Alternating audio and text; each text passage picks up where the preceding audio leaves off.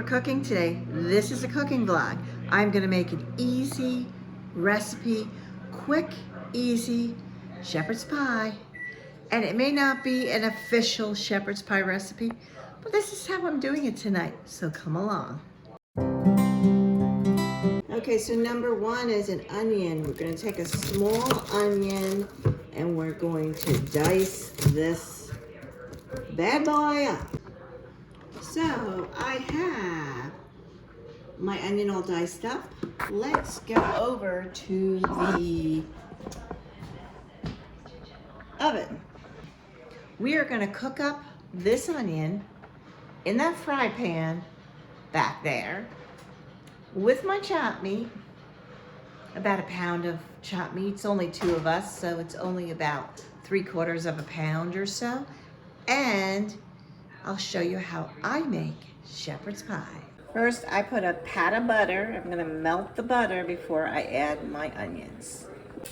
Okay, so the onions are sauteing, and we want to saute them till they're translucent.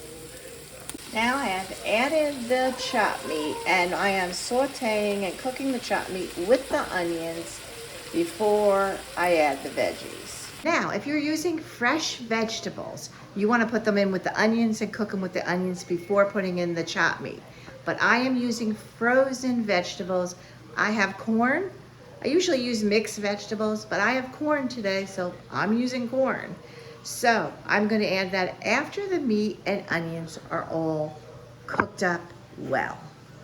So my potatoes are boiling. I'm making fresh mashed potatoes to go on top. You could take a shortcut where that's concerned, but I don't. I'm boiling fresh potatoes. It's budget friendly, number 1. 2, it's delicious. And 3, it's not processed. So that's what we're going with tonight. Now, if you're looking for a shortcut tip for the potatoes, you can get instant mashed potatoes to put on top. It's not the way I do it, because there's enough shortcuts in this, like with frozen vegetables. But you could use a shortcut and go with instant mashed potatoes or the pre-made mashed potatoes you can purchase in the store. But it won't be budget friendly if you buy those pre-made mashed potatoes. The instant is cheap, but so is regular potatoes. So I'm doing it from scratch.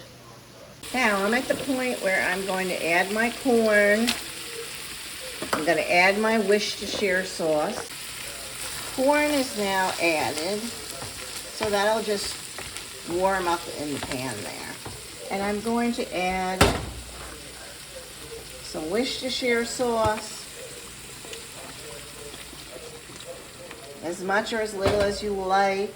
It's the time you would add beef broth, but I don't have beef broth, so I'm going to add a little water.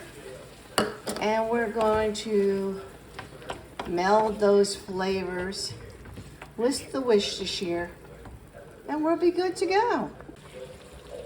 As you can see, it's cooking nicely, and we're just gonna let that go for a few minutes. I have preheated my oven to 400 degrees, and so we're gonna let that cook while we make the mashed potatoes. Okay, so we have the mashed potatoes. Into the bowl they go. Then we're going to add some salt, butter, a little bit of milk, and we'll get going here. Okay, the first thing I add is salt. Then we're going to add some butter. I add 2 big tablespoons of butter. And next I need to get my mixer. Now, I have been using the Dash hand mixer for, I don't know, the last few years. I have a review up on my channel. I'll link it up above. It is the greatest thing. It's compact, it's easy. It's not fancy and not expensive. But for you budget-minded people out there, that Dash mixer is still working 2 to 3 years later. So let me get it out. First thing, I have the red version, as I like red. The color red, and I am going to mix up the potatoes. I I have not added the milk yet, just the butter and the salt. So let's whip them up good.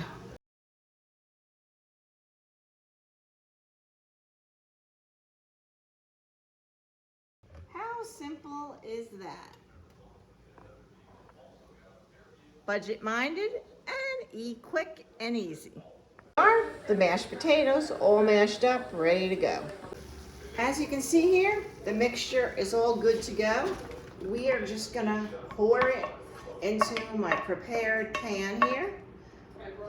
I do not spray it with any kind of non-stick because it's pretty much a non-stick pan here. And this is enough for 2 people, as you can see there. I spread out the meat mixture and the veggies, combined onions there, all across the bottom of the pan. Next step is to dollop the potatoes there and just spread them out. So I just take my spoon and spread out as good as I can. It's all spread out and ready to go in the oven. So that was pretty quick. So what I do is I take a fork and I just spread out the potato mixture so that it's all spread. And see how much better it's spread out?